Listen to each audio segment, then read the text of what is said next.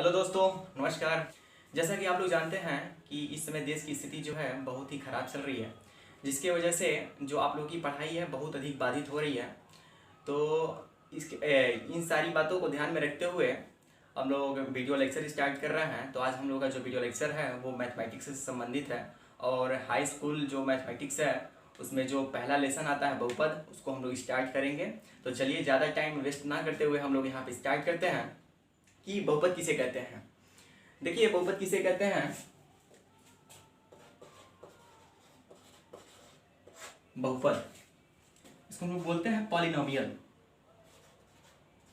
Polynomial बहुपद में हम देख पा रहे हैं कि इसमें दो पद लिखे हुए हैं, दो शब्द इसमें लिखे हुए हैं। एक है बहु और दूसरा है पद। इसमें भी दो शब्द हैं, एक है पॉली और प्लस एक है नॉमियल। पॉलिनोमियल बहु का मतलब होता है बहुत सारे, बहुत सारे। अब पद आप लोग जानते ही हैं, टर्म, बहुत सारे पद। यहाँ पे पॉली का मतलब होता है मेनी, मेनी। अब मेनी माने बहुत क्या होता है, बहुत सारे। मेनी माने होता है बहुत सारे या बहुत अधिक। और नॉमियल माने होता है टर्म। नॉमियल का मतलब होता है टर्म और टर्म मतलब होता है पद। यानी कि दोनों जो नॉमियल और टर्म जो है वो एक दूसरे के साइनोनिम्स हैं, समानार्थी शब्द है। इसको हम लोग बोल सकते हैं पद। यानी कि इंग्लिश और हिंदी दोनों का जो मतलब है वो दोनों को दोनों एक ही है। बहुत सारे पद, यहाँ पे लिखा हुआ है बहुत सारे पद। ठीक है, तो परिभाषा में क्या कह सकते हैं कि बहुत सारे पदों का जो समावेश होता है वही होता है बहुपद। बहुत सारे जो पदों का समावेश होता है उसी को हम लोग बहुपद कहते हैं। तो समझ लेते हैं कि बहुपद में क्या क्या चीजें आती हैं। जैसे मान लीजिए लिखा हुआ है यहाँ पे कि एक्स स्क्वायर प्लस ए एक्स प्लस सी।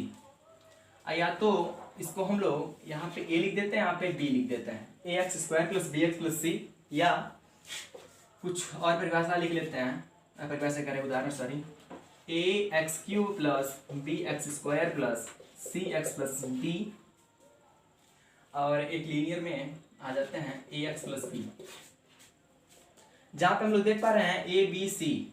ठीक है, यहाँ पे x square x square x दोनों एक चर पद होते हैं और ए बी सी, इसमें जो है ए बी सी है ये है हमारा एक रियल नंबर। यानी कि लिख सकते हैं यहाँ पे कि A B C belongs to R real number. यहाँ पे हम लिख सकते हैं कि A B C and D belongs to all real number. इसमें ए और B, A comma B belongs to all real number. A B C D ये सब के सब होते हैं हमारे रियल नंबर। और जो यक्स होता है इसमें ये होता है अचर पद।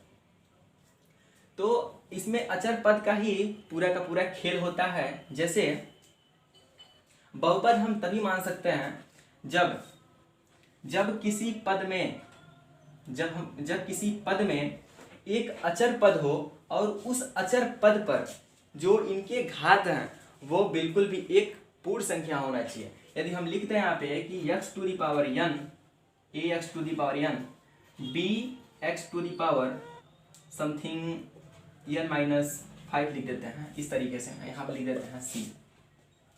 तो यहाँ पे ए बी सी जो होगा ये हमारा रियल नंबर हो जाएगा। और n, अब ऐसा नहीं है कि n का जो मान है वो फ्रैक्शन के रूप में अच्छा अपरिमेय संख्या हो सकती है, नहीं, बिल्कुल भी नहीं। n जो होगा ये हमारा होगा होल नंबर, यानी कि एक पूर्ण संख्या होना चाहिए। यानी कि n इज इक्वल टू लिख सकते हैं 0 1 2 3 4 5 6 7 समथिंग समथिंग।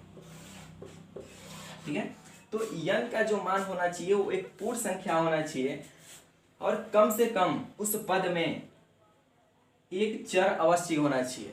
यदि कोई कहता है कि एक बहुपद दिया हुआ है कि P X is equal to 5x, ये हमारा क्या बहुपद है या नहीं है, तो इसको हम बोल सकते हैं कि ये बहुपद बिल्कुल भी है। क्यों? क्योंकि हम देख पा रहे हैं कि यहाँ पे ये रूल फॉलो हो रहा है कि x टू द पावर होता है 1 x टू द पावर 1 होता है, तो अभी हमने क्या बताया है कि एक पद हो चाहे एक से अधिक पद हो, उसमें एक अचर पद का होना अनिवार्य होता है। तो यक्स हमारा क्या है, एक चर पद है, सॉरी अचर हमने बोल दिया, एक चर पद का होना अनिवार्य है बिल्कुल भी। तो जैसे ही यहाँ पे चर है, चर पे जो पावर होना चाहिए वो हमेशा 0 से बड़ा होना चाहिए, यानी कि लिख सकते हैं यहाँ पे हम लोग कि पावर या घात इज ग्रेटर देन या इज इक्वल टू 0। पावर या घात जो होना चाहिए वो हमेशा 0 से या तो 0 के बराबर हो या तो 0 से हमेशा बड़ा होना चाहिए।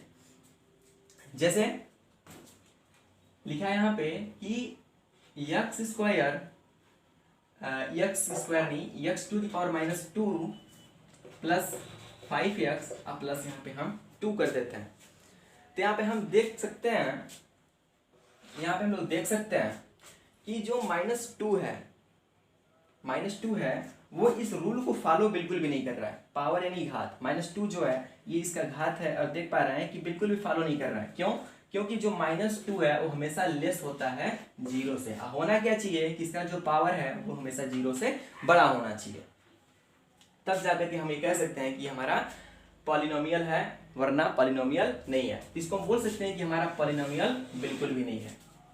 ठीक है, यदि लिखा हुआ है कि ax to the power n bx to the power something ऐसे रहने देते हैं प्लस c, इसे हम देख पा रहे हैं कि जो सबसे अधिकतम पावर इसकी है n, x to the power 1 है, यहाँ पे n मान लिया कि n का जो मान है वो 0 से लेके कुछ भी हो सकता है। ठीक है, तो ये इस विषय में हम लोग नहीं कह सकते कि n का जो मान है वो हमेशा 0 से बड़ा होगा। हम कह रहे हैं कि x का मान n का जो मान है वो 0 हो जाए, तो फिर क्या हो जाएगा, a plus b x plus c हो जाएगा।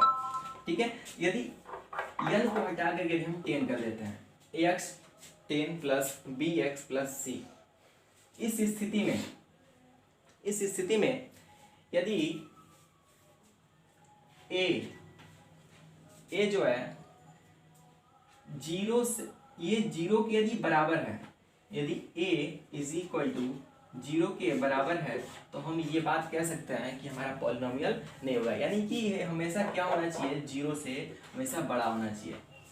ठीक है, अब आते हैं हम लोग बहुपद की घात, कि बहुपद की घात क्या होती है। तो कोई भी एक्सप्रेशन यहाँ पे लिखा हुआ होता है, कोई बीजी व्यंजक यहाँ पे लिखा हुआ होता है, उसमें सबसे अधिक जो पावर होती है, चर पर जो सबसे अधिक पावर होती है वही उसका घात कहलाता है। जैसे यहाँ पे हम समझ सकते हैं, जैसे लिखा हुआ है x³ plus bx² plus cx plus dt। यदि कोई कहता है इसमें कि इसमें इसका घात कितना होगा, तो सबसे अधिकतम देख सकते हैं कि 3 है, तो सबसे अधिकतम 3 है, तो इसका घात कितना हो जाएगा, 3 हो जाएगा। घात इसका कितना हो जाएगा, 3 हो जाएगा। ठीक है, ऐसे ही यदि इसमें है तो x से पावर देख रहे हैं हम लोग कि x टू द पावर 2 सबसे अधिक है, तो इसका जो घात होगा वो कितना हो जाएगा, 2 हो जाएगा। हाँ, तो अगला जो टॉपिक हम लोग का वो है बहुपद का शून्यक, कि बहुपद का शून्यक क्या होता है, चलिए देख लेते हैं यहाँ पे। बहुपद का शून्यक, बहुपद का शून्यक, जैसे लिखा हुआ है यदि कि px is equal to x² plus 5, ठीक है, और एक दिया हुआ है कि px बराबर x प्लस 3, और एक दिया हुआ है कि px बराबर यहाँ पे समथिंग कुछ मान लेते हैं ax प्लस b, इस तरीके से मान लेंगे। ठीक है, सही। देखिए, बहुपद को रिप्रेजेंट करने का जो तरीका होता है वो होता है px is equal to something. ठीक है, हमेशा रिप्रेजेंट करते हैं px से, यानी कि px इज इक्वल टू हमने कुछ भी लिख दिया, इसका मतलब क्या है, ये रिप्रेजेंट कर रहा है बहुपद को, ये रिप्रेजेंट कर रहा है बहुपद को। तो ठीक है, यहाँ पे हम देख लेते हैं इसका शून्यक क्या होता है। तो शून्यक निकालने के लिए सबसे जरूरी काम होता है कि जो px है इसको शून्य दिखाना। इसको यदि हम शून्य दिखाते हैं तो जाहिर सी बात है कि ये भी हमारा शून्य के बराबर हो जाएगा।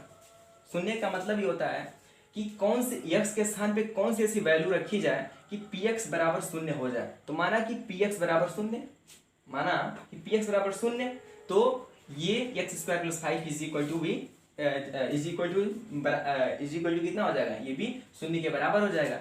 इसके लिए हम क्या करते हैं, एक छोटा सा प्रोसेस, px बराबर 0 तो ये बराबर भी 0, एक्स स्क्वायर बराबर माइनस 5, एक्स बराबर कितना हो जाएगा, इधर आएगा तो रूट में माइनस 5, यहाँ पे प्लस माइनस हो जाता है, x is equal to plus minus root 5, यानी कि x के यहाँ पे दो मूल प्राप्त हुए, एक तो हो गया प्लस रूट माइनस 5 और एक हो गया माइनस रूट 5। दोनों के दोनों ये इमेजिनरी संख्या है, जिसको बोल सकते हैं काल्पनिक संख्या, और इसके दो मूल ऐसे होंगे, यानी x की दो संख्या ऐसी प्राप्त होगी कि px बराबर यहाँ पे शून्य कर देगी। ठीक है, तो यदि कोई कहता है कि इसका शून्य क्या है तो बता देंगे कि x बराबर प्लस रूट माइनस 5 और एक हो जाएगा माइनस रूट माइनस 5। इसी तरीके से इसका भी हमें शून्य निकालना है, तो कैसे कर सकते हैं, तो सबसे पहले px बराबर 0, then x plus 3 is equal to 0। x बराबर कितना हो जाएगा, यहाँ पे 3, इसको इधर लेके आएंगे तो इधर प्लस, इधर आएगा तो माइनस हो जाएगा, तो x बराबर हो जाएगा हमारा माइनस 3, यानी कि px is equal to X plus 3 का जो शून्यक है वो कितना हो जाएगा, माइनस 3 हो जाएगा। इसी तरीके से ये px is equal to ax plus b, शून्यक निकालना है तो px बराबर 0, इसलिए ax प्लस b बराबर 0, x बराबर कितना हो जाएगा, b इधर आएगा तो माइनस b हो जाएगा। अब यहाँ पे चलिए काम करते हैं, एक स्टेप और चलते हैं, यहाँ पे ax is equal to minus b हो गया। अब यहाँ पे a को खत्म करना है तो a से क्या करें, हम डिवाइड करा दें दोनों पक्षों में, तो a कैंसिल आउट हो जाएगा। अब बचेगा x बराबर केवल minus b upon a, x बराबर हो जाएगा माइनस b अपान a, जो कि हमारा हो जाएगा ये शून्य।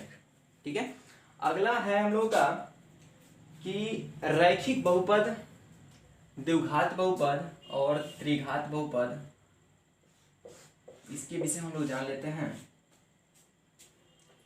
आता है एक रैखिक बहुपद, रैखिक बहुपद,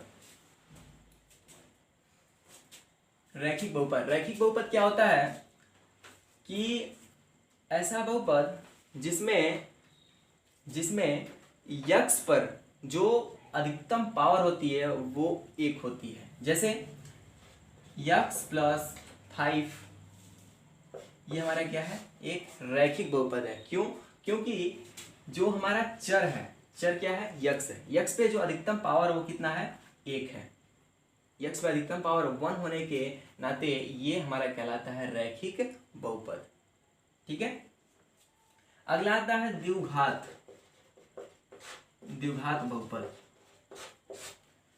द्विघात बहुपद हम समझ सकते हैं यहाँ पे कि द्वि और घात, यानी कि चर पर अधिकतम पावर 2 होने के नाते वो बहुपद हमेशा द्विघात बहुपद कहलाता है। जैसे x स्क्वायर माइनस 4 या x square plus 4x plus 4 या x square plus 5x plus 5। इस तरीके से हम देख पा रहे हैं कि x पे अधिकतम जो पावर है, यानी कि चर पे जो अधिकतम पावर है वो कितना है, 2 है, जिसकी वजह से कहलाता है द्विघात बहुपद। इसी तरीके से त्रिघात बहुपद की बात करें हम, तो उस पर भी क्या होना चाहिए, अधिकतम पावर, x पे अधिकतम पावर कितना होना चाहिए, हमेशा 3 होना चाहिए। और विशेष ध्यान बात ये रखते हैं हम लोग कि यहाँ पे जो x दिखाई दे रहा है, इस पे कभी भी अंडर रूट नहीं लगा होना चाहिए।